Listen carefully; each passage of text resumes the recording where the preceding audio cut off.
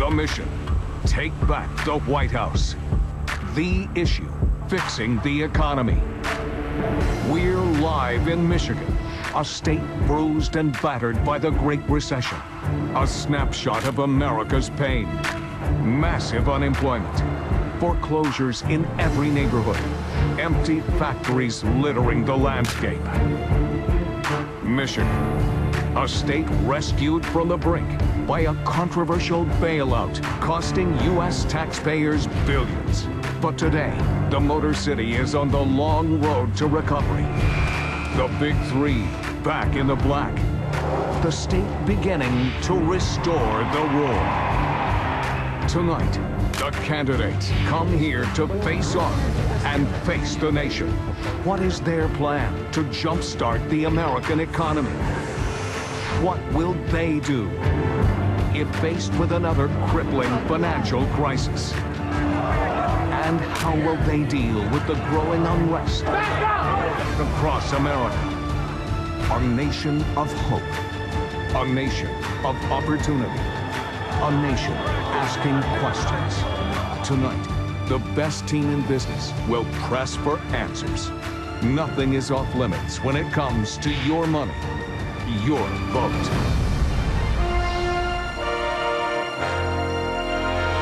CNBC presents, in association with the Michigan Republican Party,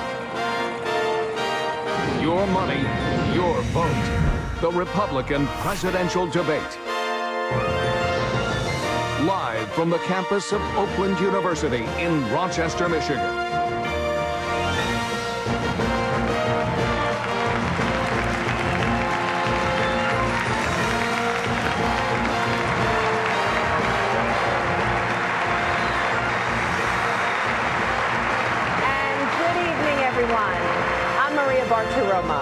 I'm John Harwood, and welcome to CNBC's Republican Presidential Debate.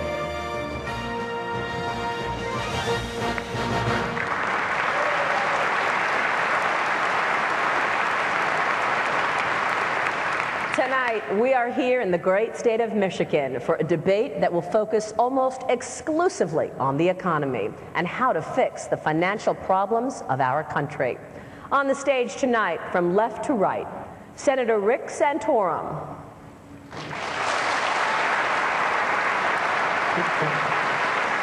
Congresswoman Michele Bachmann.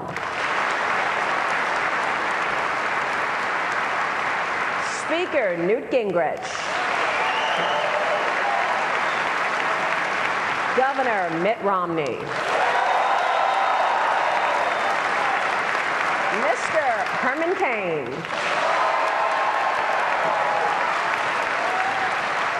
Governor Rick Perry. Congressman Ron Paul.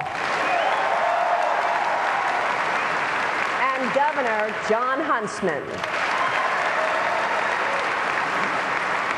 Now, the candidates will have 60 seconds to respond to questions, 30 seconds for follow-ups and rebuttals. Those will be at the discretion of the moderators. We also want you, the candidates, to help us out a little bit by asking the questions as directly and specifically as you can. I know you want to. You've proven that. But just in case you get off topic, maybe by accident, we may have to interrupt you. Throughout the evening tonight, we'll be joined by an all-star lineup of the smartest people on CNBC. First up tonight, Jim Cramer, the host of Mad Money. Jim, welcome. Thank you, Maria. And we also want to hear your voice. Go to our website, debate.cnbc.com, and tweet us at #CNBCDebate. All night we'll be showing your tweets on the bottom of the screen, so all the candidates will have even more of a motive to impress. In the interest of time, the candidates have agreed to forego opening and closing statements tonight. So let's get started. And we begin with you, Mr. Cain. I want to begin with what we saw today, another rough day for our money, for our 401ks. Once again, we were all impacted by the news that the Dow Jones Industrial Average dropped 400 points today. The reason? Italy is on the brink of financial disaster. It is the world's 7th largest economy. As president, what will you do to make sure their problems do not take down the U.S. financial system? Let's start with two things. First, We must grow this economy. We are the biggest economy in the world, and as long as we are stagnant in terms of growth in GDP, we impact the rest of the world. We must do that, but we're not going to be able to do that until we put some fuel in the engine that drives economic growth, which is the business sector. This administration has done nothing but put stuff in the caboose, and it's not moving this economy. We must grow this economy, number one. Number two, we must assure that our currency is sound. Just like a dollar must be a dollar when we wake up in the morning. Just like 60 minutes is in an hour, a dollar must be a dollar. If we are growing this economy the way it has the ability to do, and at the same time we are cutting spending seriously, we will have things moving in the right direction in order to be able to survive these kind of ripple effects. So to be clear, focus on the domestic economy, allow Italy to fail.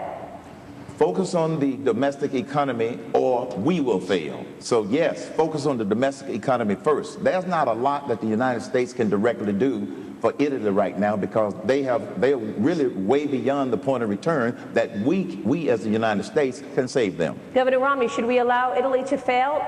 Should we have a stake in what's going on in the Eurozone right now? Well, Europe is able to take care of their own problems. We don't want to step in and try and bail out their banks and bail out their governments. They have the capacity to deal with that themselves. They're a very large economy, and there will be, I'm sure, cries if Italy does default, if Italy does get in trouble, and we don't know that'll happen, but if they get to a point where they're in crisis, and banks throughout Europe that hold a lot of Italy debt will then face crisis, and there'll have to be some kind of effort to try and uphold their financial system. There will be some who say here that banks in the U.S. that have Italian debt, that we ought to help those as well. My view is no, no, no. We do not need to step in to bail out banks either in Europe or banks here in the U.S. that may have Italian debt. The right answer is for us. But the U.S. does contribute to the International Monetary Fund, and the IMF has given $150 billion to the Eurozone. Are you saying the U.S. should stop contributing to the IMF? I'm happy to continue to participate in world efforts like the World Bank and the IMF, but I'm not happy to have the United States government put in place a TARP-like program to try and save U.S. banks that have Italian debt, foreign banks doing business in the U.S. that have Italian debt, or European debt. We're just banks there. There's going to be an effort to try and draw us in and talk about how we need to help Italy and help Europe. Europe is able to help Europe. We have to focus on getting our own economy in order and making sure we never reach the kind of problem Italy is having. If we stay on the course we're on, with the level of borrowing this administration is carrying out, if we don't get serious about cutting and capping our spending and balancing our budget, you're going to find America in the same position Italy is in 4 or 5 years from now, and that is unacceptable. We got to fix our deficit here. Congressman Paul. These gentlemen have to say, and I really get that, but I'm on the front lines of the stock market. We were down 400 points today. We're not going to be done going down if this keeps going up. If Italy the rates keep going up, surely you must recognize that this is a moment-to-moment situation for people who have 401ks and IRAs on the line, and you wouldn't just let it fail, just go away and take our banking system with it. No, you have to let it liquidate. We took 40 years to build up this worldwide debt. We're in a debt crisis never seen before in our history. The sovereign debt of this world is equal to the GDP as ours is in this country. If you prop it up, you'll do exactly what we did in the Depression, prolong the agony. If you prop it up, you do what Japan has done for 20 years. So yes, you want to liquidate the debt. The debt is unsustainable, and this bubble was predictable because 40 years ago we had no restraints whatsoever on the monetary authorities, and we piled debt on debt, we pyramided debt, we had no restraints on the spending, and if you keep bailing people out and prop it up, you just prolong the agony as we're doing in the housing bubble. Right now, Fannie Mae and Freddie Mac are demanding more money because we don't allow the market to determine what these mortgages are worth. If you don't liquidate this and clear the market, believe me, you're going to perpetuate this for a decade or two more, and that is very, very dangerous. Governor Huntsman, 30 seconds to 5. Italy's too big to fail. It's great. I'd love it if we're independent. It would be terrific if you say it's your fault. Just your fault and it's your problem. But if this goes, the world banking system could shut down. Doesn't that involve our banks too? So we wake up this morning and we find that the yield curve with respect to Italy is up and prices are down. So if you want a window into what this country is going to look like in the future if we don't get on top of our debt. You're seeing it playing out in Europe right now. You're seeing the metastasis effect of the banking sector. And what does it mean here? What am I most concerned about, Jim? I'm concerned that it impacts us in a way that moves into our banking sector, where we've got a huge problem called too big to fail in this country. We have 6 banks in this country that combined have assets worth 66% of our nation's GDP, $9.4 trillion. These institutions get hit. They have an implied bailout by the taxpayers in this country. And that means we're setting ourselves up for disaster again. Jim, as long as we have banks that are too big to fail in this country, we're going to catch the contagion, and it's going to hurt us. We've got to get back to a day and age where we have properly sized banks and financial institutions. Thank you, Governor. Governor Romney, I want to switch to the bailout drama that we've lived through in this country, and no state understands it better than the state of Michigan. I'm going to talk a little bit about your record on that. 4 years ago, when you were running for the Republican nomination and the auto industry was suffering, you said, "Where's Washington?" After the election, when the Bush administration was considering financial assistance for the automakers, you said, "No, let Detroit go bankrupt." Now that the companies are profitable again, after a bailout supported by your Republican governor here in Michigan, you said, "Well, actually, President Obama implemented my plan all along," or he gravitated to my plan. With a record like that of seeming to be on all sides of the issue, why should Republicans be confident in the steadiness of your economic leadership? John, I care about this state and about the auto industry like, I'd guess, like no one else on this stage, having been born and raised here, watched my parents make their life here. I was here in the 1950s and 1960s when Detroit and Michigan was the pride of the nation. I've seen this industry and I've seen this state go through tough times. And my view some years ago was that the federal government, by putting in place CAFE requirements that helped foreign automobiles gain market share in the U.S., was hurting Detroit. And so I said, where is Washington? They're not doing the job they ought to be doing. My view with regards to the bailout was that whether it was by President Bush or by President Obama, it was the wrong way to go. I said from the very beginning they should go through a managed bankruptcy process, a private bankruptcy process. We have capital markets and bankruptcy. It works in the U.S. The idea of billions of dollars being wasted initially, then finally they adopted the managed bankruptcy.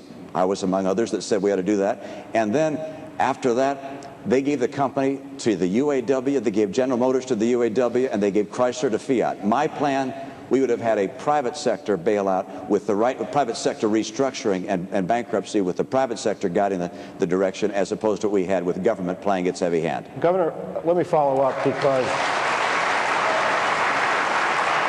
the auto bailout is part of a larger issue facing your candidacy, as you know. Your opponents have said you've switched positions on many issues. It's an issue of character, not personal, but political. You seem to encapsulate it in the last debate when you said, "I'm running for office for Pete's sake." What can you say to Republicans to persuade them that the things you say in the campaign are rooted in something deeper than the fact that you're running for office?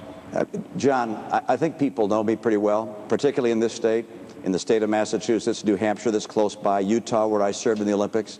I think people understand that I'm a man of steadiness and constancy. I don't think you're going to find somebody who has more of those attributes than I do. I've been married to the same woman for 25, excuse me, I'll get in trouble, for 42 years. I've been in the same church my entire life.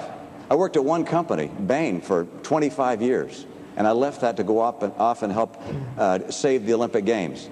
I think it's outrageous that the Obama campaign continues to push this idea when you have in the Obama administration the most political presidency we've seen in modern history. They're actually deciding when to pull out of Afghanistan based on politics. Let me tell you this.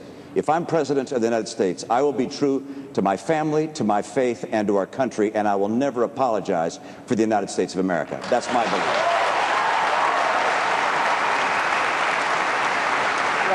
Governor Perry, I want to ask you about this because you've raised this issue yourself about Governor Romney, and you're running as a politician with strong convictions. From the flip side, Ronald Reagan raised taxes when the deficit got too big. George W. Bush supported TARP and the auto bailout when he thought we might have faced a Great Depression, second Great Depression. Does that, examples like that tell you that good, effective leaders need to show the kind of flexibility that Governor Romney has showed on some issues. The next president of the United States needs to send a powerful message, not just to the people of this country, but around the world, that America is going to be America again, that we are not going to pick winners and losers from Washington, D.C., that we're going to trust the capital markets and the private sector to make the decisions and let the consumers pick winners and losers. And it doesn't make any difference whether it's Wall Street or whether it's some corporate entity or whether it's some European country. If you are too big to fail, you are too big.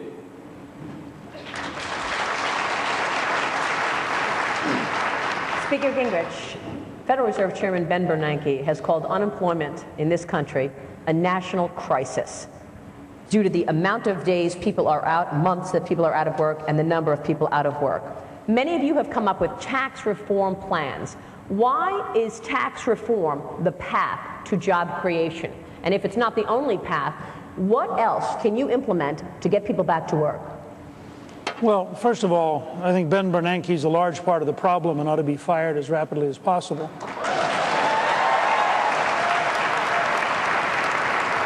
The Federal Reserve ought to be audited, and we should have all the decision documents for 2008, 9, and 10 so we can understand who he bailed out, why he bailed them out, who he did not bail out, and why he did not bail them out. So I'm glad that Ben Bernanke recognizes some of the wreckage his policies have led to.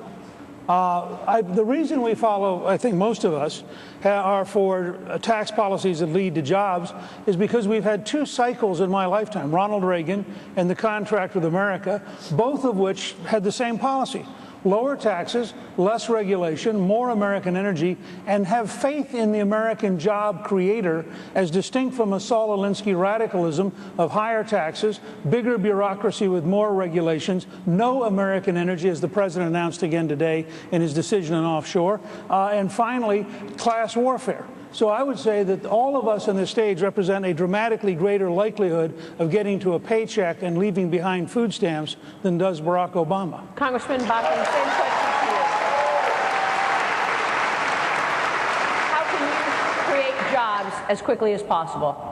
Well, I think one thing that we know is that taxes lead to jobs leaving the country. All you need to know is that we have the second highest corporate tax rate in the world. And if you go back to 1981 and you look around the world, we had a lot of high corporate tax countries. It was 47% on average on a lot of countries across the world. But if you look today in the United States, we have an effective rate, if you average in state taxes with federal taxes, of about 40%. But the world took a clue, because capital is mobile, and capital went to places where corporate tax rates went to 25% and falling. We're still stuck in a 1986 era of about a 40% tax rate. We have to lower the tax rate because it's a cost of doing business, but we have to do so much more than that. Our biggest problem right now is our regulatory burden. The biggest regulatory problem we have is Obamacare and Dodd-Frank. I will repeal those bills. I've written those bills to repeal those bills. They've got to go. But beyond that, we have to legalize American energy. And here's something else that we have to do that will help the economy. We have to build the fence on America's southern border and get a grip on dealing with our immigration problem. Okay. Senator Santorum, you proposed a zero tax on manufacturing businesses. I have. I understand the sentiment behind that. In the state of Michigan's lost hundreds of thousands of manufacturing jobs over the last few decades.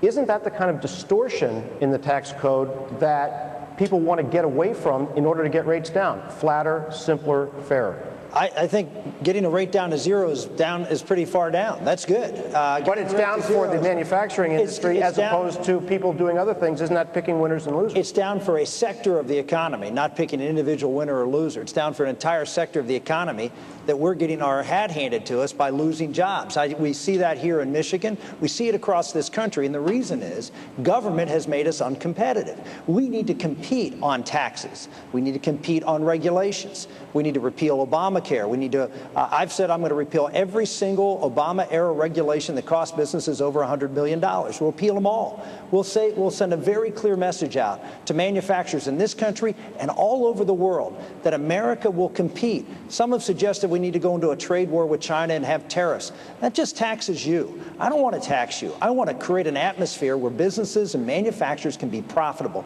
Lower taxes, repatriating funds, 0% tax if you repatriate those funds and invest them in plant and equipment. And then, of course, an energy policy that everyone on this stage is going to agree with that says we are going to produce energy in this country. I'm different than many of them, that I'm going to cut all the subsidies out and let the market work as opposed to creating incentives for different forms of energy that the government supports. You have all said that you will repeal the president's health care legislation. We will get into that because we want to know then what.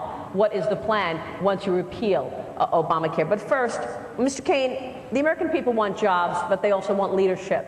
They want character in a president. In recent days, we have learned that 4 different women have accused you of inappropriate behavior. Here we're focusing on character and on judgment. You've been a CEO. Yes. You know that shareholders are reluctant to hire a CEO where there are character issues. Why should the American people hire a president if they feel there are character issues? The American people deserve better than someone being tried in the court of public opinion based on unfounded accusations. That's what that's about.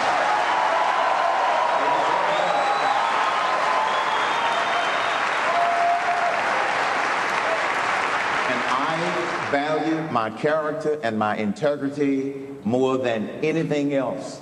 And for every one person that comes forward with a false accusation, there are thousands who would say none of that sort of activity ever came from Herman Cain. You're right. This country is looking for leadership. And this is why a lot of people, despite what has happened over the last 9 days, are still very enthusiastic behind my candidacy. Over the last 9 days, the voters have voted with their dollars, and they'll say they don't care about the character assassination. They care about leadership and getting this economy growing and all of the other problems we face. Governor Romney, when you were at Bain Capital, you purchased a lot of companies. You could fire the CEO and the management team, or you could keep them.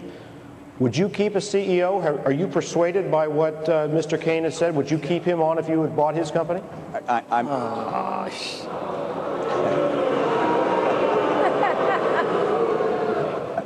Look, Herman Cain is the person to respond to these questions. He just did. The people in this room and across the country can make their own assessment. I'm not going to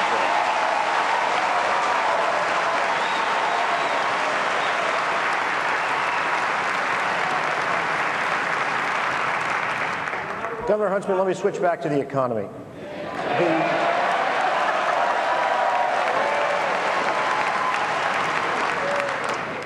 Many Republicans have criticized the Occupy Wall Street movement.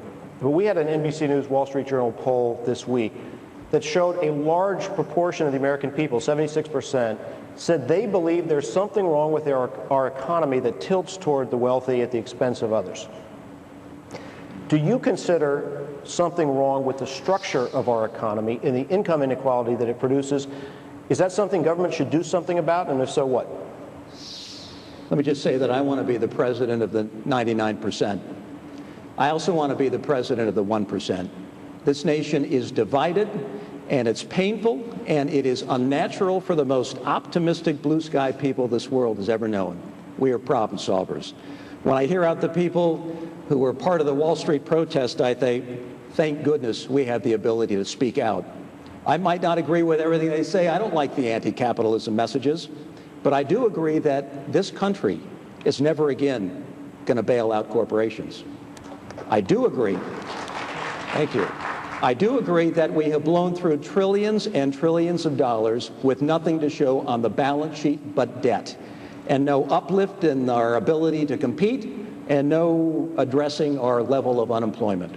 And I do agree that we have institutions, banks, that are too big to fail in this country. And until we address that problem, we can fix taxes, we can fix the regulatory environment, we can move toward energy independence. So long as we have instant banks that are too big to fail, we are setting ourselves up for long-term disaster and failure. So, Governor, you agree with Governor Romney that the bailout that Governor Snyder supports in Michigan was a mistake?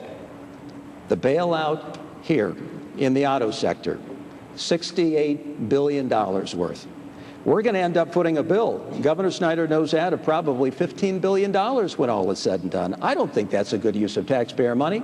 Instead, there ought to be some way of taking the auto sector through some sort of reorganization, get them back on their feet. The people in this country are sick and tired of seeing taxpayer dollars go toward bailouts, and we're not going to have it anymore in this country. Governor Romney, do you believe public companies have any social responsibility to create jobs? Or do you believe, as Nobel laureate Milton Friedman, the most important, most influential conservative economist of the 20th century, held, that corporations should exist solely to create maximum profit for their shareholders? This is a wonderful philosophical debate, but you know what? We don't have to decide between the two because they go together. Our Democratic friends think that when a corporation is profitable, that's a bad thing. I remember asking some, where do you think profits go?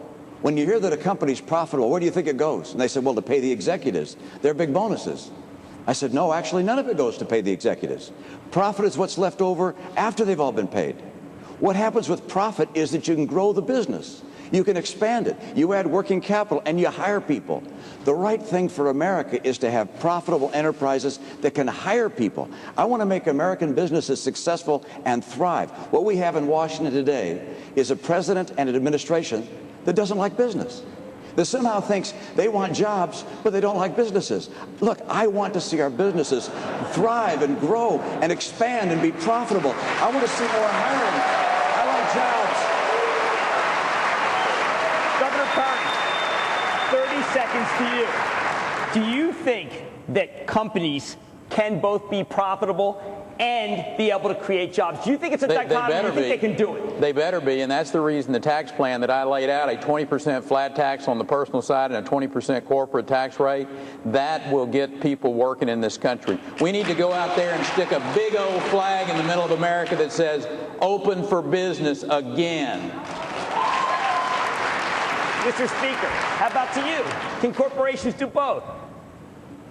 Sure. Look, obviously, corporations can and should do both. And what is amazing to me is the inability of much of our academic world, much of our news media, and most of the people on Occupy Wall Street to have a clue about history. In this town, Henry Ford started as an Edison Electric supervisor who went home at night and built his first car in the garage. Now, was he in the 99% or the 1%? Bill Gates drops out of college to found Microsoft. Is he in the 1% or the 99%? Historically, this is the richest country in the history of the world because corporations succeed in creating both profits and jobs, and it's sad that the news media doesn't report accurately how the economy works.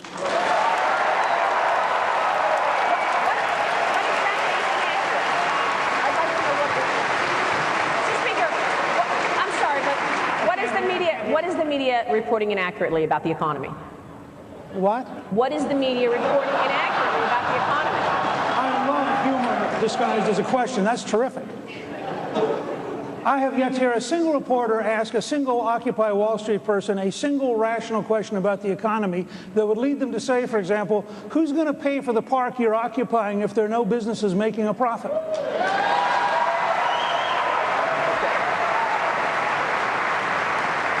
Senator Santorum, I want to talk about a high-quality problem our country has. I just came back from North Dakota. We have made the largest oil discovery in a generation there. Not only is it a big step toward creating energy independence, it stands to create as many as 300,000 jobs.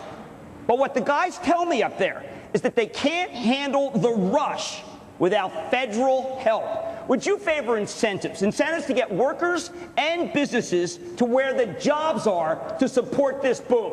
No, because we've done it in Pennsylvania. Pennsylvania has Marcellus Shale. It took a while for us to ramp up, but we're drilling 3,000 to 4,000 wells. The price of natural gas, because of Marcellus Shale, which is the second largest natural gas find in the world, has gone from $12 to $3.65, and we let the marketplace work. So no, we didn't have the federal government come in and bail us out. I want to make the point about manufacturing jobs again, because if you're talking about creating jobs that trickle down. I agree with Newt. We have folks who are innovators, but he talked about innovators that created jobs for blue-collar workers. The unemployment rate among non-college educated is well into the double digits in America. It's 4 or 5% for people who have college degrees. The reason I put forth this manufacturing plan is not just so we can say made here in America, that we can create opportunities for everyone in America, including those that don't have that college skill set. People who built this country, like my grandfather, who was a coal miner. So that is a very important part that Republicans, unfortunately, are not talking about. We need to talk about income mobility. We need to talk about people at the bottom of the income scale being able to get necessary skills and rise so they can support themselves and a family. And that's what manufacturing does, and that's why I'm laser beam focused on it. Let's get back to tax reform. Mr. Cain, let's talk fairness in taxation. Ever since this country started taxing income 100 years ago, our system charges those people who make more money a higher rate than those people who make less money. Governor Perry has said he doesn't believe in that approach, and your 999 plan suggests you don't either. Why now, when the higher income group is doing better than the rest of America, is the time to switch to the same rate for all of us? My proposal is the only one that solves the problem by throwing out the current tax code, which has been a mess for decades, and we need to put in something different that I've proposed.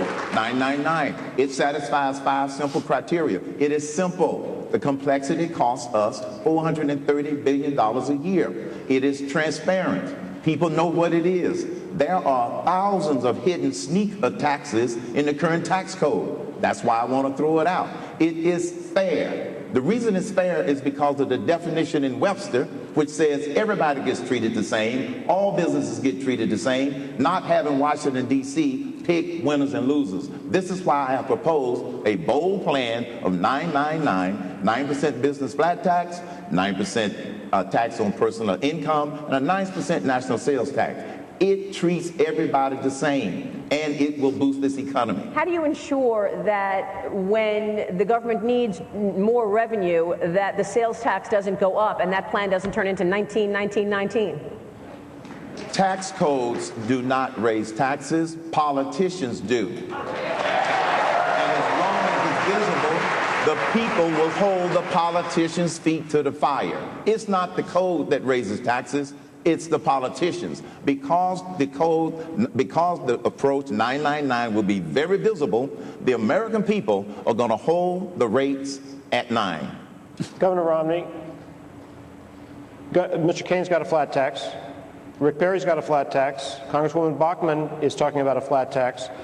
You don't have a flat tax. You're proposing to preserve the Bush-era tax rates. What is wrong with the idea that we should go to one rate? Why do you believe in a progressive tax system? Well, I would like to see our tax rates flatter. I'd like to see our code simpler. I'd like to see the special breaks that we have in the code taken out. That's one of the reasons why I take the corporate rate from 35 down to 25, is to take out some of the special deals that are there. With regards to our tax code, what I want to do is to take our precious dollars as a nation and focus them on the people in this country that have been hurt the most, and that's the middle class. The Obama economy has really crushed middle-income Americans. This president has failed us so badly. We have 26 million people out of work or in part-time jobs that need full-time work or stop looking for work altogether. Median incomes have dropped 10% in the last 3 years. At the same time, gasoline prices are up, food prices are up, health care costs are up. And so what I want to do is help the people who've been hurt the most, and that's the middle class. And so what I do is focus a substantial tax break on middle-income Americans. Ultimately, I'd love to see us come up with a plan that simplifies the code and lowers rates for everybody. But right now, let's get the job done first that has to be done immediately. Let's lower the tax rates on middle-income Americans. Congresswoman Bachmann, Governor Romney is accepting the premises of the Democratic argument that you have to have a fair approach to taxation that preserves different rates for different people. Why is he wrong? Well, I would say President Obama is the one that's wrong, because President Obama's plan for job creation has absolutely nothing to do with the true people who know how to create jobs. He should really be going to job creators if he wants to know how to create jobs. Instead, he continues to go to a General Axelrod in Chicago to look for his orders to figure out how to deal with the economy. That won't work.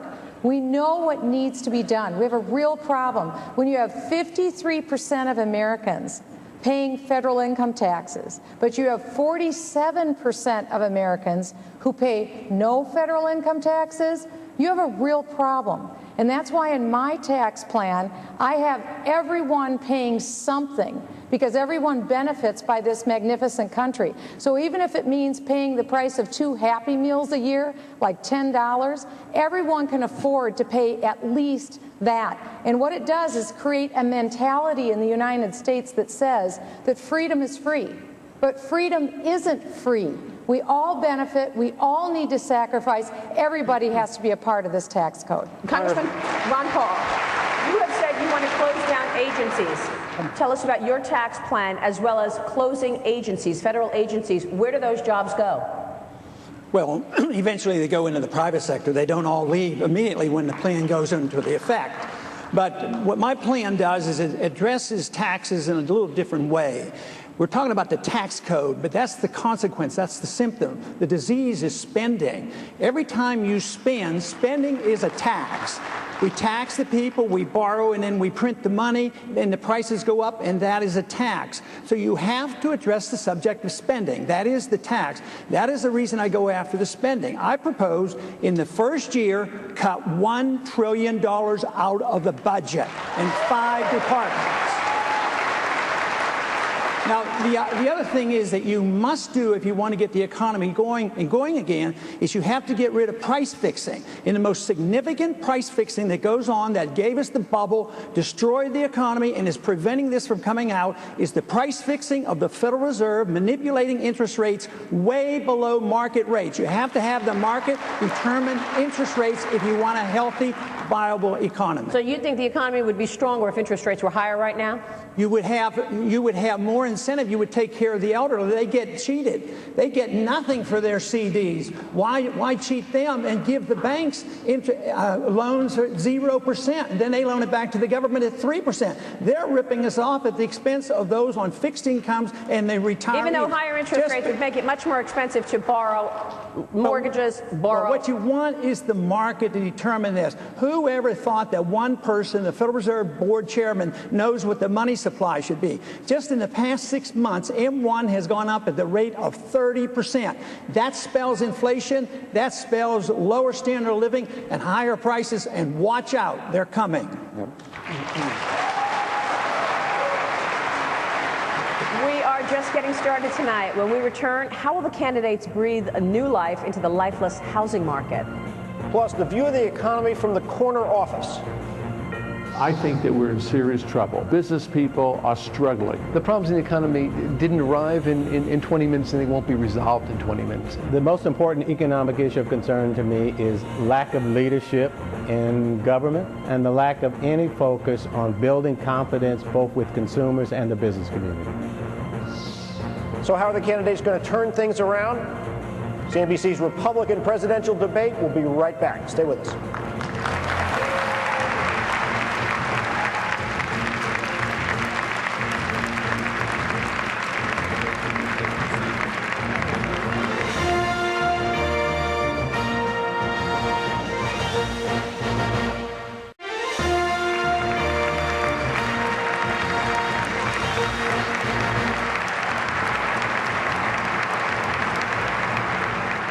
Welcome back to CNBC's Republican presidential debate. With us for this portion of the program, CNBC's senior economics reporter, Steve Leisman. Welcome, Steve. Great to be here, Maria. Thank you.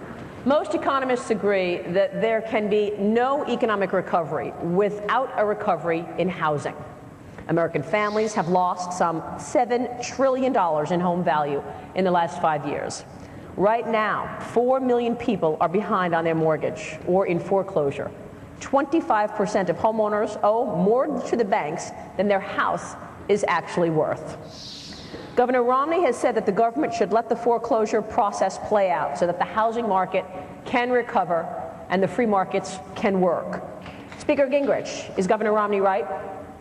Well, he's certainly right in the sense that you want to get through to the real value of the houses as fast as you can, because they're not going to rise in value as long as you stay trapped, as Japan has done now for 20 years. But I think there are two specific steps you've got to understand in terms of housing. To pick up on something Congressman Bachmann said, if the Republican House next week would repeal Dodd-Frank and allow us to put pressure on the Senate to repeal Dodd-Frank, you'd see the housing market start to improve overnight. Dodd-Frank kills small banks. It kills small business. The federal regulators are anti-housing loan, and it has maximized the pain level.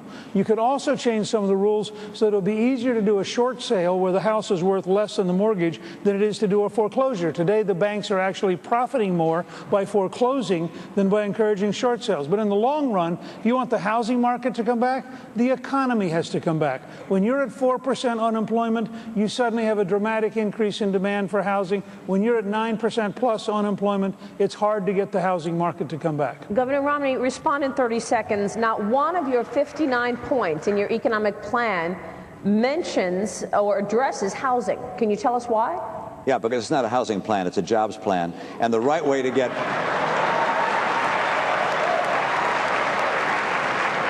The best thing you can do for housing is to get the economy going, get people working again, seeing incomes instead of going down, incomes coming up so people can afford to buy homes. The things the Speaker just indicated are excellent ideas as well. You have to let the market work and get people in homes again, and the best way for that to happen is to allow this economy to reboot. What we know won't work is what this president's done, which is to try and hold off the foreclosure process, the normal market process, to put money into a stimulus that failed, and to put in place a whole series of policies from Obamacare to Dodd-Frank that have made it hard for this economy to get going. You want to get America's economy going? We know how to do it. It's do almost the exact opposite of what President Obama has done.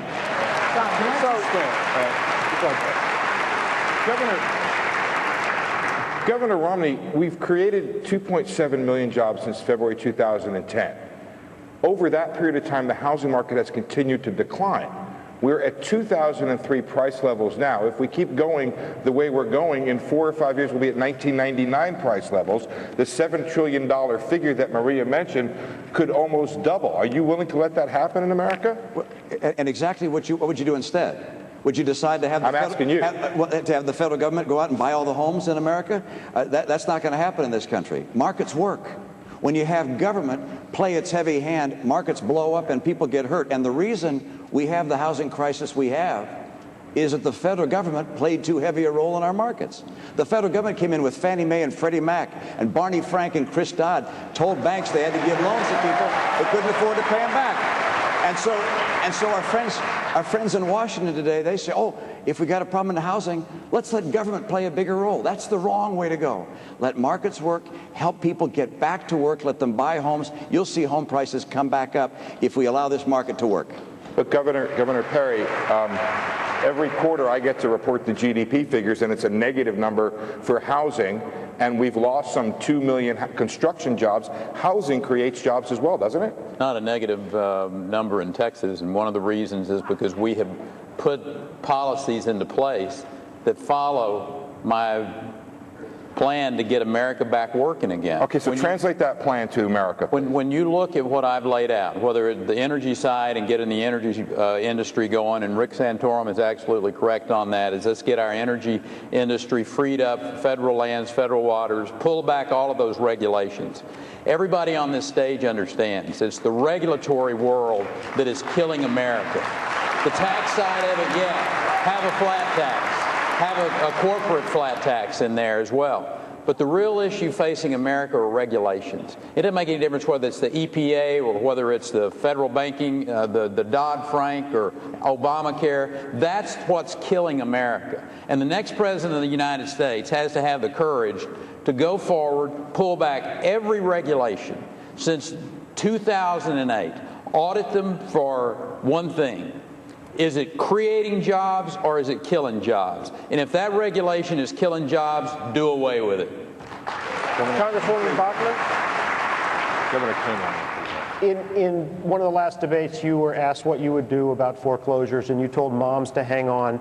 But your advice, as your colleagues have mentioned, was let the economy recover. So you agree with Governor Romney that the way to fix the housing market is to let the foreclosure process proceed more rapidly? Well, what I agree with is that we have got to stop what we're doing now. When we had the financial meltdown, 50% of the homes are being financed by Fannie and Freddie. Today, it's 90% of the homes. In other words, the government is the backer of the homes. Well, let's take a look at an analysis of what a great, brilliant job Freddie and Fannie are doing. They just applied this week for another $7 billion bailout because they're failing. The other one applied for a $6 billion bailout because they're failing. But what did they do? They just gave bonuses of almost $13 million to 10 top executives. This is the epicenter of crony capitalism. That's what's wrong with Washington, D.C. For these geniuses to give 10 of their top executives bonuses at $12 million and then have the guts to come to the American people and say, give us another $13 billion to bail us out just for the quarter, that's lunacy. We need to put them back into bankruptcy and get them out of business. They're destroying the housing market. Since you mentioned Fannie and Freddie, Speaker Gingrich, 30 seconds to you. Your firm was paid $300,000 by Freddie Mac in 2006. What did you do for that money? Were you asking me? Yes. Sure, I offered them advice on precisely what they didn't do. Look, this is not... Were you not trying to help Freddie Mac fend off the effort by the Bush administration? No, I do. No, I do. I've never done it. I have never done... Freddie Mac? I assume I get a second question. I have never done any lobbying. Every contract that was written during the period when I was out of the office specifically said I would do no lobbying, and I offered advice. And my advice as a historian, when they walked in and said to me, we are now making loans to people who have no credit history and have no record of paying back anything, but that's what the government wants us to do. As I said to them at the time, this is a bubble. This is insane. This is impossible. It turned out, unfortunately, I was right, and the people who were doing exactly what Congressman Bachmann talked about were wrong. And I think it's a good case for breaking up Fannie Mae and Freddie Mac and getting much smaller institutions back into the private sector to be competitive and to be responsible for their behavior.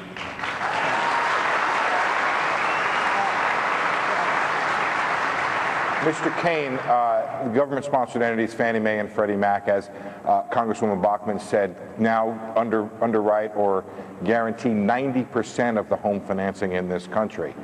What would you do with these, with Fannie Mae and Freddie Mac? Would you shut them down, even though it could mean higher interest rates for Americans and make it even harder than it is right now for Americans to get home loans? You don't start there. You start with fixing the real problem, which is growing this economy, which is why I have put a bold solution on the table, 999. Secondly, then you get the regulators off of the backs of the banks, like someone mentioned, get the regulators out of the way such that the small banks and the medium-sized banks aren't being forced out of the business. They would then be in a better position, and they might develop a desire in order to help homeowners reset their mortgages if they were able to see, number three, some certainty. Uncertainty is what's killing this economy, and until we throw out the tax code and put in something bold, get government out of the way by reducing the regulatory environment, we are going to still have the housing problem. I'm sorry, Mr. Cain, but you would come into office and Fannie Mae and Freddie Mac would be there, and the question was, what would you do with them? Okay, after I did those three things that I outlined, then deal with Fannie Mae and Freddie Mac. Right. You don't start solving a problem right in the middle of it, so we got to do that first. I would also turn those GSEs into private entities. The government does not need to be in that business. I would find a way to unwind Fannie Mae and Freddie Mac such that the marketplace can determine the future of the housing market. Governor Huntsman, I want to go back to the issue that you raised before about too big to fail. If anything, that problem has gotten worse since the financial crisis than before. The 10 biggest bank holding companies in this country now hold nearly 90% of all the assets in the banking system, up from 75% in 2006. So what would you do? Would you break up the banks to remove the risk or diminish the risk for American taxpayers? Let me just say, on the housing discussion here, lost in all of this debate is the fact that there are people tuning in tonight who are upside down in terms of the financing of their homes, are feeling real pain. People who probably heard today that they lost a job. These issues are very real. They're complicated. For us to say that there's an easy solution to housing, that's just not right, and that's not fair. The economy does have to recover in order for the housing market to pick up its slack and for us to get onto housing starts, which ought to be 15% of our nation's GDP, and today it's 2%. With respect to the banks that are too big to fail, you know, today we've got, as I mentioned earlier, 6 institutions that are equal to 65% of our GDP, $9.4 trillion. They have an implied guarantee by the taxpayers that they'll be protected. That's not fair. That's not right for the taxpayers. So do you break them up? I say we need to right-size them. I say in the 1990s, you had Goldman Sachs, for example, that was that was $200 billion in size. By 2008, it had grown to $1.1 trillion in size. Was that good for the people of this country? Or were we assuming more risk in the process? I think we ought to set up some sort of fund. I think we ought to charge some sort of fee from the banks that mitigates the risk that otherwise the taxpayers are carrying. There's got to be something that takes the risk from the taxpayers off the table so that these institutions don't go forward with this implied assumption that we're going to bail them out at the end of the day. That's not right, and it's not fair for the taxpayers of this country. Let's stay on regulation for a moment. You have all said that you will repeal President Obama's health care legislation. Down the line, 30 seconds. If you repeal Obamacare, what's the answer? Jon Huntsman. I would sit down and I would meet with the 50 governors of this country. And I'd say, I did health care reform in my state. It took us 3 years to get it done. We delivered an insurance connector that was not a costly mandate. You can sit down with the 50 governors and you can address cost containment. This is a $3 trillion industry, half of which any expert will tell you is totally nonsense and superfluous spending. How do you get cost out of the system? How do you empower patients to better understand what they're getting when they go into the doctor's office? Number two, we need to do a better job in harmonizing medical records so that we can pull up on a consistent basis the most efficacious course of treatment for patients. And third, we need to close the gap on the uninsured without a costly mandate, letting the free market work and bringing people together with truly affordable insurance. That's time. We want to get each of your comments on what the plan is. Ron Paul. We need to get the government out of the business, and we do need to have the right to opt out of Obamacare, but we ought to have the right to opt out of everything, and the answer to it is turn it back over to the patient and the doctor relationship with medical savings accounts. So I would say that we've had too much government. I've been in medicine. It's gone downhill. Quality has gone down. Prices have skyrocketed because of the inflation. So you need to get a market force in there, but medical savings account. But this mess has been created, it's a bipartisan mess, so it's been there for a while. So what we need is a doctor-patient relationship and medical savings account where you can deduct it from your taxes and get a major medical policy. Prices then would come down.